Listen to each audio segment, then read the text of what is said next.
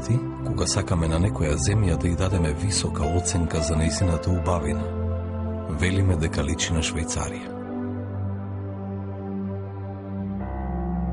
Сега седнати крај оваа вода, зошто да не речеме дека Швајцарија личи на Берово? Зошто овие езерски пејсажи да не бидат мерка и зошто оваа зелена и небесна поема да не ја воздигнеме до врвот на нејзиното значење? Зошто оваа хармонија на бои, звуци и движења да не влезе во мапата на сеќавањето на секој нејзин посетител?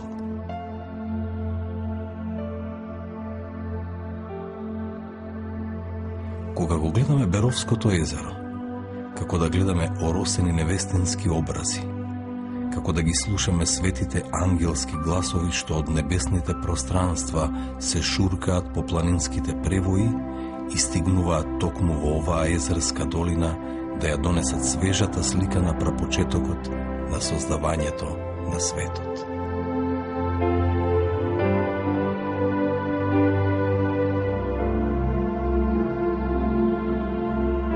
Не случајно на околните ридови изникнале планински куќи, изникнале објекти за одмор, високите пространства да им бидат блиску и во лето и во зима. Во облагороденото дрво се чувствуваш поблиску до изворот, поблиску до природата. Се чувствуваш ослободен во овој пејсаж, во таа зелена поема. Гостите ги подзема топлината на огништето, ги обзема бојата на фурната, мирисот на лебот печен на жар, ги враќа во детството, како да ги враќа во мајчината утроба.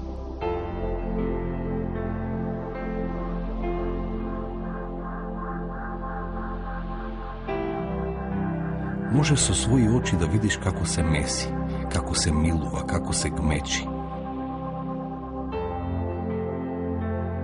Можеш да видиш како се пече, а потоа да ја почувствуваш неговата душа, топла, како што е топла душата на домаќинката.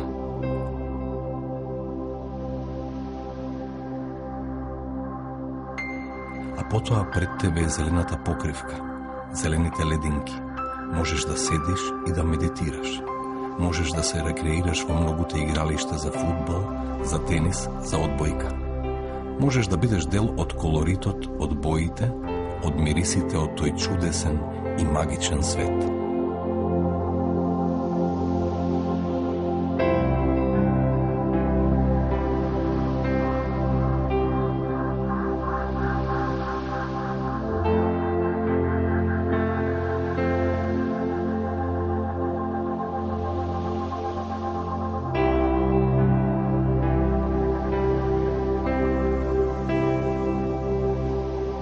И не случајно познати беровски бизнисмени на бреговите на ова чудесно езеро прават туристички објекти за висок туризам, прават резиденцијални апартмани со репрезентативна понуда.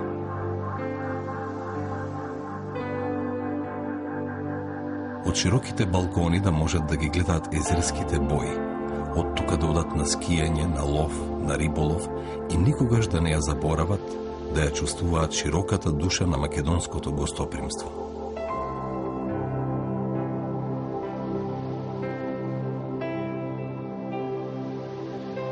Во големите предности на Малешевијата се и зимските пејсажи, белите и сиви бои кои се отсликуваат во езерото.